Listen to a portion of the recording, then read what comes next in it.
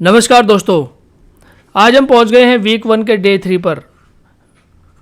Week 1 हम लोग पढ़ रहे हैं और वीक 1 यानी 6 वीक में हम इस बुक को ख़त्म करेंगे। जैसे मैंने आपको पहले बताया था, हमारी बुक का नाम है 6 week to words of power. जैसे 30 days to a more powerful vocabulary हमने ख़त्म किया है, उसी प्रकार से, उसी शानदार तरीके से, उतने ही इफेक्टिव तरीके से ये जो बुक है 6 week to words of power, इसको हम ख़त्म करेंगे 6 हफ्तों के अंदर। 6 हफ्ते इस बुक के हिसाब से सिलेबस दिया हुआ है। मैं इसको पहले ही रिकॉर्ड करके अपलोड कर दूंगा। आप अपने हिसाब से, अपने टाइम के हिसाब से लेक्चर्स को देख पाएंगे।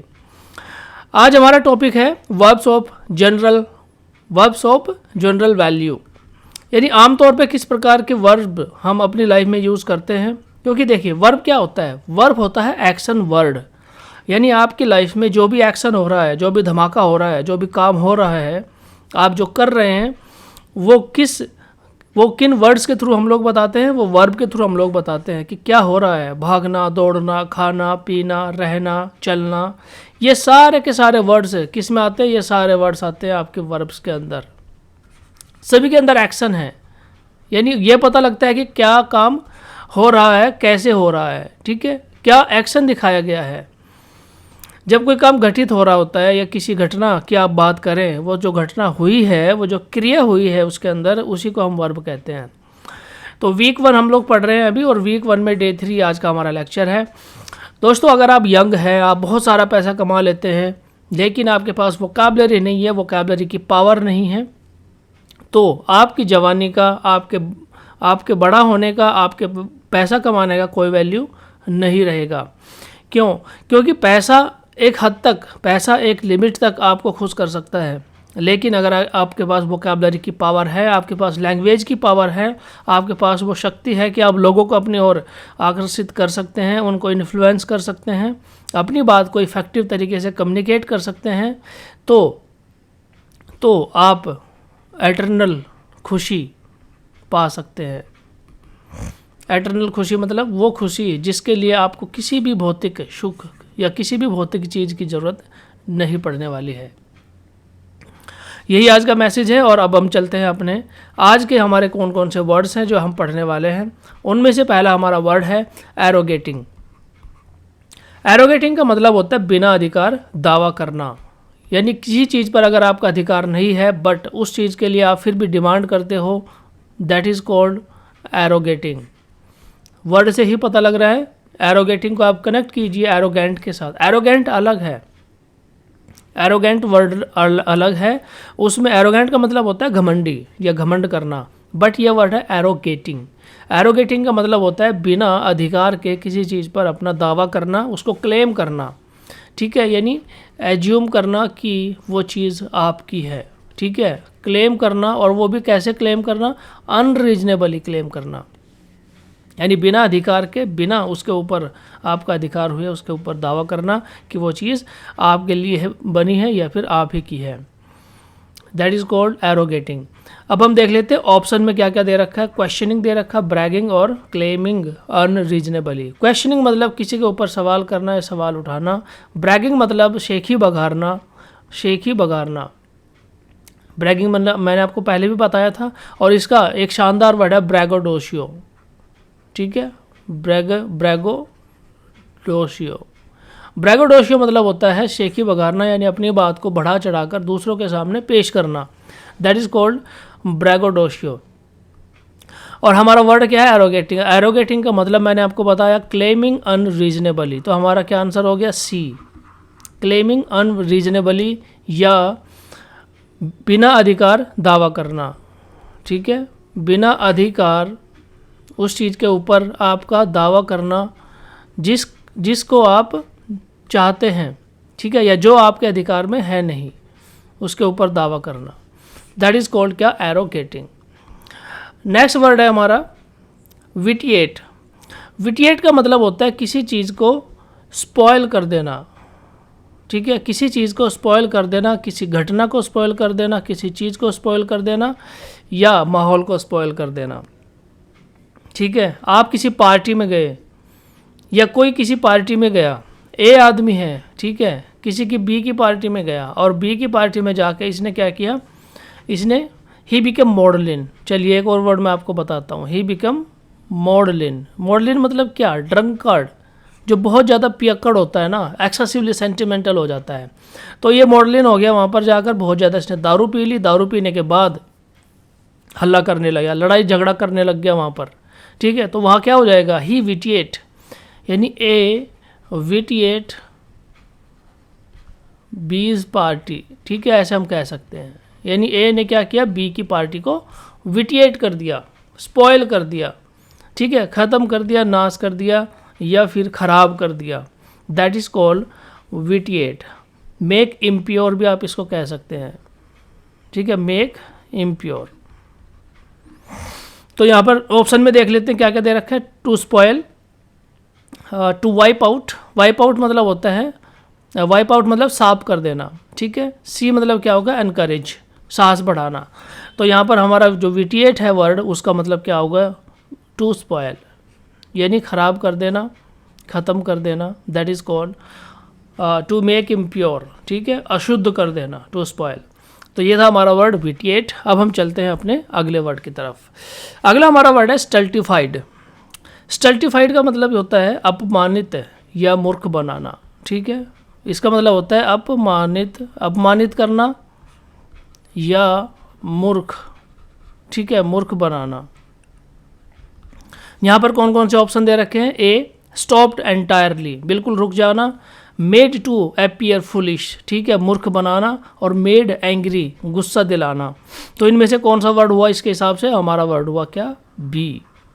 ये हमारा ऑप्शन हो गया स्टल्टिफाइड। स्टल्टिफाइड का मतलब हो गया अपमानित करना, made to be appear foolish या मूर्ख बनाना, ठीक है। इसको याद रखिएगा, स्टल्टिफाइड। इसको आप कनेक्ट कीजिए किसी भी, मूर्ख बनाना, जैसे कई लोग होते हैं जो ढोंगी बाबा होते हैं ना, ढोंगी बाबा क्या करते हैं? ढोंगी बाबा मूर्ख बनाते हैं, ठीक है, भविष्य की बातें बताएंगे और पैसा ऐंठ के चले जाएंगे। तो दैट इज़ कॉल्ड स्टल्टिफाइड। नेक्स्ट हमारा वर्ड है एलिनेटेड। एलिनेट, एलिनेट का मतलब होता है, देखिए, अलग थलग कर देना, ठीक है। क्या कर देना? अलग थलग। अलग थलग कर देना मतलब होता है एलिनेट या एलिनेटेड।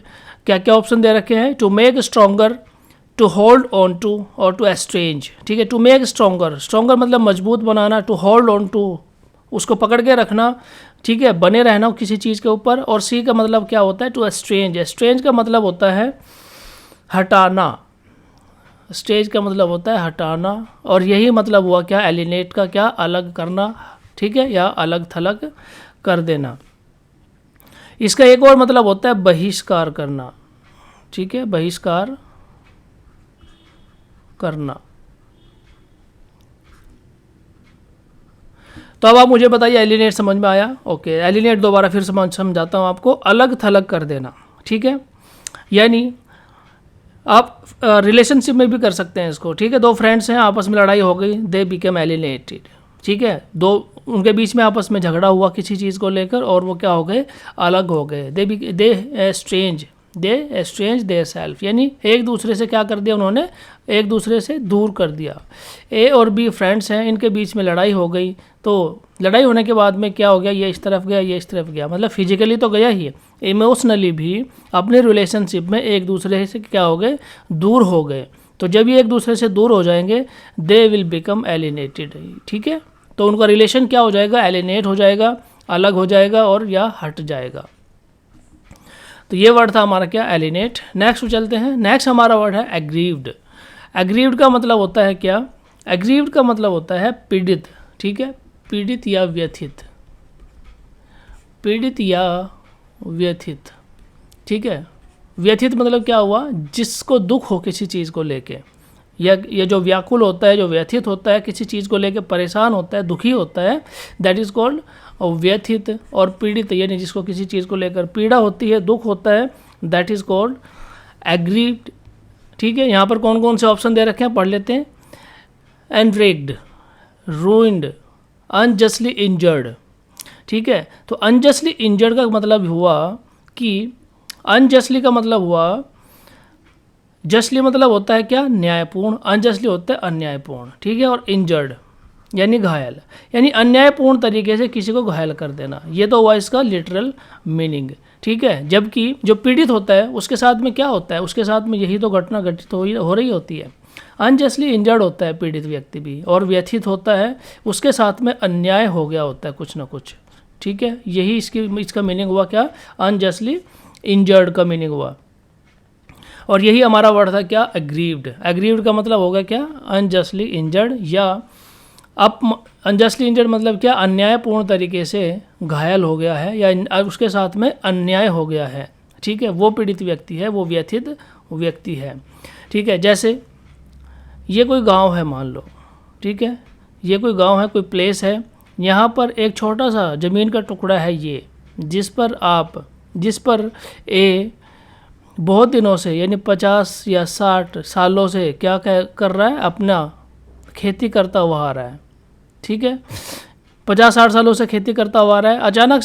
अचानक से कोई बाहुबली व्यक्ति आता है बी, और इसको मार के भगा देता है ए को, और इसके ऊपर क्या करता है, इसके ऊपर अपना कब्जा कर लेता है, इसकी ज़मीन के ऊपर अपना कब्जा कर लेता है, इसको मार के वहाँ से भगा देता है, हटा देता है, और क्या करता है, अनरीजनेबल क्लेम करता है, एरोगेट करता है। ठीक है, इस वर्ड को भी आप यहाँ पर एरोगेट, ठीक है, एरोगेट मतलब मैंने आपको अभी बताया, जो सबसे पहला हमारा वर्ड था एरोगेट, वो उसका क्या मतलब था, उसका मतलब था अनरीजनेबली क्लेमिंग।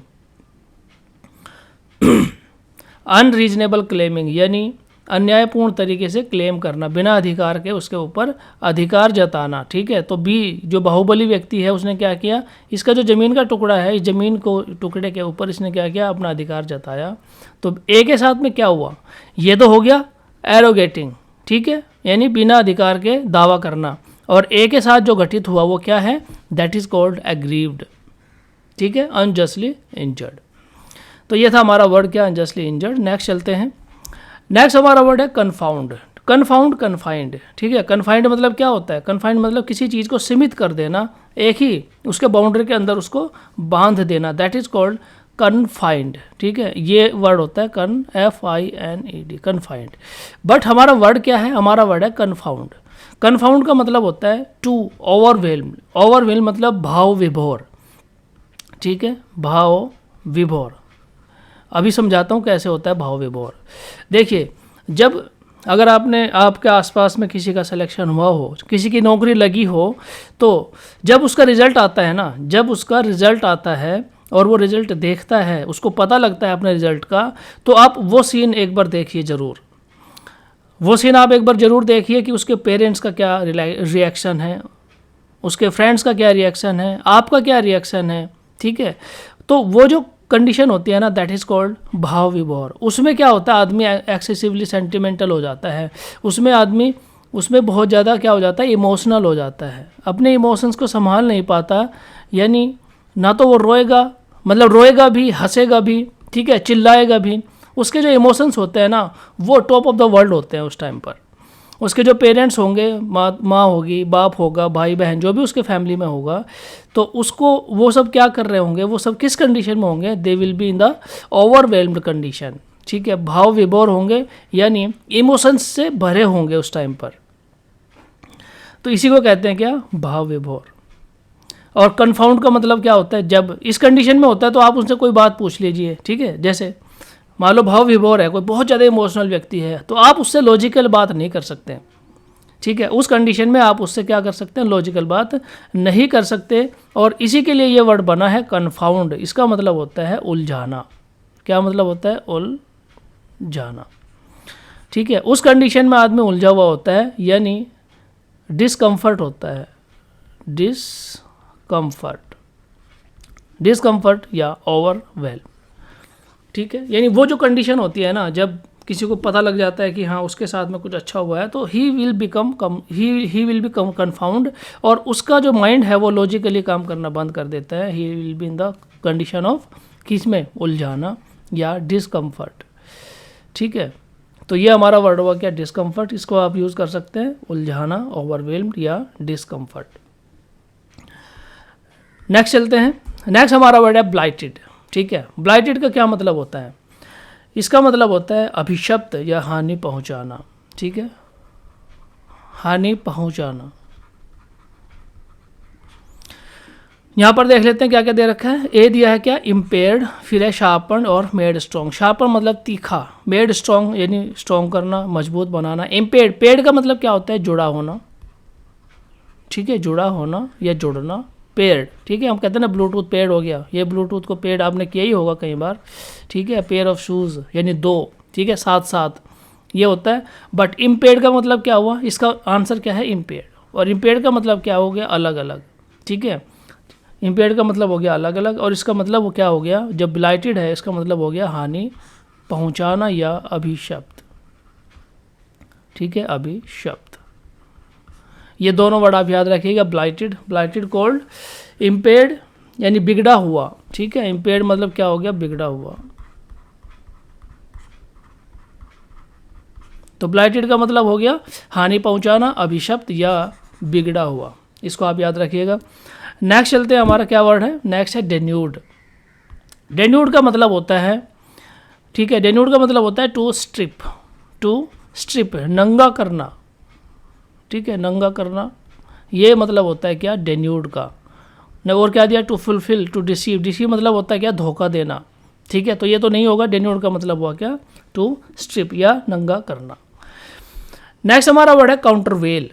काउंटरवेल का मतलब होता है बराबर करना, बराबर करना, ठीक है। और थॉट, यहाँ पे क्या दिया है, थॉट, टू हेल्प और टू अनाउंस। हेल्प मतलब क्या होता है, हेल्प का मतलब होता है हेल्प करना किसी के, अनाउंस मतलब किसी चीज़ का अनाउंसमेंट करना। और थॉट, थॉट का मतलब क्या होता है, समझिए, oppose with equal power, oppose with equal power, ठीक है, इक्वल पावर यानी बराबर कर देना किसी चीज़ को, बराबर कर देना किसी चीज़ को, that is called countervail. Oppose with equal power, ठीक है। जैसे अपोजिशन होता है ना, कई बार आप देखें कांटे की टक्कर, ठीक है, क्या बोलते हैं, कांटे की टक्कर, तो यही कांटे की टक्कर को बोलते हैं काउंटरवेल, ठीक है। यानी दो पावर हैं आपस में लड़ रही हैं और दोनों के अंदर इक्वल फोर्स है, ठीक है, दोनों के अंदर इक्वल फोर्स है, कांटे की टक्कर है, तो उसको हम कहेंगे क्या, यानी अपोज भी करना है और इक्वल पावर के साथ अपोज करना है, ठीक है, यानी विरोध भी करना है बट इक्वल पावर के साथ विरोध करना है, दैट इज़ कॉल्ड थॉट। और थॉट का मतलब होता है काउंटरवेल, और काउंटरवेल का मतलब होता है कांटे की टक्कर, यानी बराबर करना, वो भी कैसे, इक्वल पावर के साथ बराबर करना। दो पॉलिटिशियन आपस में लड़ रहे हैं, 10 सीटें हैं, 5-5 जीत गए, 5-1 जीत गया, 5-1 जीत गया, ठीक है, तो ये क्या हुआ, कांटे की टक्कर हो गया, that is called countervail. Next हमारा वर्ड है डिसडेन। डिसडेन के ऑप्शन क्या क्या दे रखे हैं, to try, to hope, to scorn. To try मतलब क्या होता है, ट्राई करना, होप मतलब आशा रखना, टू स्कॉर्न, स्कॉर्न का मतलब होता है तिरस्कार करना, तिरस्कार, तिरस्कार करना। और तिरस्कार करना कैसे होता है, तिरस्कार करना होता है किसी को बेइज्जत करना या किसी को उसके अधिकारों से वंचित कर देना, ठीक है, सोशली आउटकास्ट, सोशली आउटकास्ट। इसके लिए और भी वर्ड था ऑस्ट्रासाइज, ऑस्ट्रासाइज। ऑस्ट्रासाइज में क्या होता है, कोई व्यक्ति है उसको सामाजिक तौर पे क्या कर देते हैं, उसका बहिष्कार कर देते हैं, उसका तिरस्कार कर देते हैं, उसको निकाल देते हैं, तो that is called disdain. Disdain मतलब तिरस्कार करना, टू स्कॉर्न और टू कंसिडर अनवर्दी, ठीक है, टू कंसिडर अनवर्दी यानी उसकी कोई वैल्यू नहीं रही है, उसको इस प्रकार से समाज से बहिष्कृत कर दिया है, तो उसका तिरस्कार कर दिया है कि उसकी कोई वैल्यू नहीं बची है, दैट इज़ कॉल्ड डिसडेन, ठीक है। याद रखिएगा वर्ड क्या है, डिसडेन।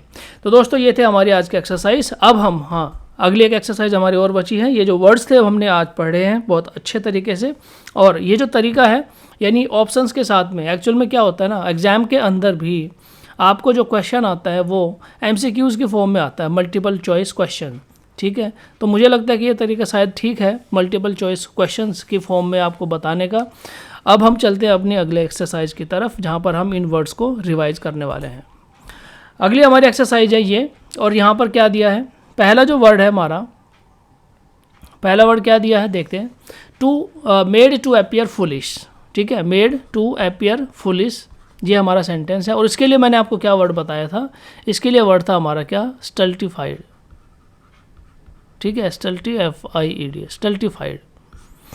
नेक्स्ट है नंबर 2 काउंटर और थॉट। ये तो अभी मैंने आपको बताया थॉट। थॉट का मतलब क्या था? काउंटरएक्ट या थॉट। काउंटरवेल, इसका मतलब क्या था? काउंटरवेल,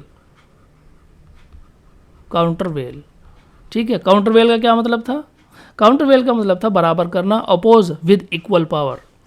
नेक्स्ट है नंबर 3 ओप्रेस्ड और unfairly injured, unjustly injured. Unjustly injured मैंने आपको बताया था और इसका हमारे पास क्या वर्ड था? Aggrieved, RIEVD, aggrieved. अग्रीव्ड का मतलब था पीड़ित या व्यथित, अनजस्टली इंजर्ड, ठीक है, पीड़ित या व्यथित। नंबर 4 इम्पेयर और क्वालिटी और स्पॉयल, स्पॉयल कर देना किसी चीज़ को या इम्प्योर कर देना, ठीक है। उसके लिए मैंने आपको क्या वर्ड बताया था? उसके लिए वर्ड था हमारा विटिएट, विटिएट, ठीक है, टू स्पॉयल समथिंग। नेक्स्ट है क्लेमिंग प्रिजम्पचुअसली या क्लेमिंग अनरीजनेबली, मैंने आपको बताया था, यानी बिना अधिकार के दावा करना, बिना अधिकार के किसी चीज़ के ऊपर दावा करना। इसके लिए क्या वर्ड था हमारा? इसके लिए हमारा वर्ड था एरोगेटिंग, एरोगेटिंग। नेक्स्ट है विदर्ड, और विदर्ड के लिए हमारे पास क्या वर्ड है? देखिए यहाँ बी भी दिया है, बी से स्टार्ट होगा, और विदर्ड के लिए हमारे पास वर्ड है ब्लाइटेड, BLIGHTED, ब्लाइटेड। नेक्स्ट है स्ट्रेंज। स्ट्रेंज का मतलब था अलग, ठीक है। मैंने आपको बताया था क्या वर्ड था हमारा? अलग, और ए से स्टार्ट होने वाला वर्ड है, और इसका मतलब क्या होता है? ALIE, एलिनेट, एलिनेट, ठीक है, इसका मतलब होता है क्या? एलिनेट। नेक्स्ट है परप्लेक्स और ओवरवेल्म। अभी मैंने आपको बताया था कि भाव विभोर हो जाना, ओवरवेल्म हो जाना। सिलेक्शन वाला एग्जाम्पल मैंने आपको दिया था, ठीक है। और इसका मतलब क्या होता है? इसका मतलब होता है कन्फाउंड, कन्फाउंड, ठीक है। और कन्फाउंड का मतलब क्या था? कन्फाउंड का मतलब था ओवरवेल्म, डिस्कम्फर्ट या उलझाना, ठीक है। नेक्स्ट है नंबर 9 स्कॉन, ठीक है। स्कॉन, स्कॉन का मतलब क्या है? अभी मैंने आपको बताया तिरस्कार करना, ठीक है। और तिरस्कार करने के लिए क्या वर्ड था हमारे पास? तिरस्कार करना, और तिरस्कार करने वाला जो वर्ड है वो किससे स्टार्ट होगा? डी से, और वो क्या वर्ड है? थोड़ा दिमाग पर जोर डालिए। अभी इससे पहले जो एक्सरसाइज थी, जो वर्ड था हमारा जो लास्ट, वो यही था, ठीक है। डिसडेन मतलब क्या था? Disdain, disdain, scorn. नेक्स्ट और लास्ट स्ट्रिप, ठीक है। डेन्यूड, न्यूड, ठीक है, नंगा कर देना, कपड़े उतारना। तो दोस्तों ये थी हमारी आज की एक्सरसाइज, जिसमें हमने ये 10 वर्ड रख कर इनको प्रैक्टिस करने की कोशिश करी है, ठीक है। और मुझे उम्मीद है कि ये वीडियो आपको ज़रूर पसंद आया होगा, ये सारे वर्ड्स आपको ज़रूर समझ में आ गए होंगे। और अगर नहीं आए हैं तो आप इनको एक बार से पढ़कर, दोबारा पढ़कर फिर रिवाइज़ कीजिए, क्योंकि रिवीजन के माध्यम से ही आप इन चीज़ों को याद रख पाएंगे। अगर आप रिवीजन नहीं करेंगे तो वर्ड्स याद नहीं हो पाएंगे। उनको आप रिवाइज़ कीजिए, यूज़ कीजिए, कनेक्ट कीजिए। यही सारे मेथड है, यही सारे मेथड है रिवाइज, यही सारा मेथड है याद करने का। अगर आप चाहते हैं कि ये सारे वर्ड्स आपको याद हो जाएं तो आपको क्या करना है? आप जैसे करते हैं रीड, ठीक है, रीड करना है, रिवाइज करना है यानी मेमोराइज करना है, ठीक है, यूज़ करना है या कनेक्ट करना है, ठीक है, अपने फ्रेंड्स के साथ में, अपनी ज़िंदगी में होने वाले घटनाओं के साथ में कनेक्ट करना है, और तब ये क्या हो जाएगा? आपको लर्न हो जाएगा। यानी लर्निंग मेथड है ये, ऐसे डायरेक्ट आप नहीं याद रख सकते। अगर आप ये चाहें कि आप इसको पढ़ के, ठीक है, एक बार आपने पढ़ा और आपकी मेमोरी में बैठ जाएगा, दैट इज़ नॉट पॉसिबल। ऐसा पॉसिबल नहीं होता है। हमारा जो मेमोरी है, हमारा जो दिमाग है, वो इस तरह से काम नहीं करता है। हमारा दिमाग कैसे काम करता है? जब हम बार बार अपने दिमाग को बताते हैं कि हाँ ये चीज़ होनी है, ये चीज़ होनी है, तब हमारा, क्योंकि जैसे छोटा बच्चा होता है ना, आप बार बार उसको एक चीज़ सिखाओगे, समझाओगे, ठीक है, तब वो क्या होता है? ट्रेंड हो जाता है उस चीज़ में। उसी प्रकार से हमारा माइंड है, जब आप बार बार उसको एक चीज़ बताओगे कि हाँ ऐसे याद करना है, ऐसे याद करना है, ठीक है, तो माइंड क्या हो जाता है? ट्रेंड हो जाता है। तब उसके, यानी माइंड के अंदर जो हमारी जो मेमोरी होती है ना, उसी प्रकार से फिट हो जाती है, और वो फिर उसी प्रकार से काम करना शुरू कर देता है। तो दोस्तों ये हमारी आज की वीडियो, जिसमें हमने 10 वर्ड पढ़े। डे, ठीक है, डे कौन सा था? डे 3, और वीक 1 का डे 3 आज था हमारा, ये हमने ख़त्म कर लिया। नेक्स्ट वीडियो का इंतज़ार कीजिए। वीडियो में इतना ही है। देखने के लिए धन्यवाद। जय हिंद।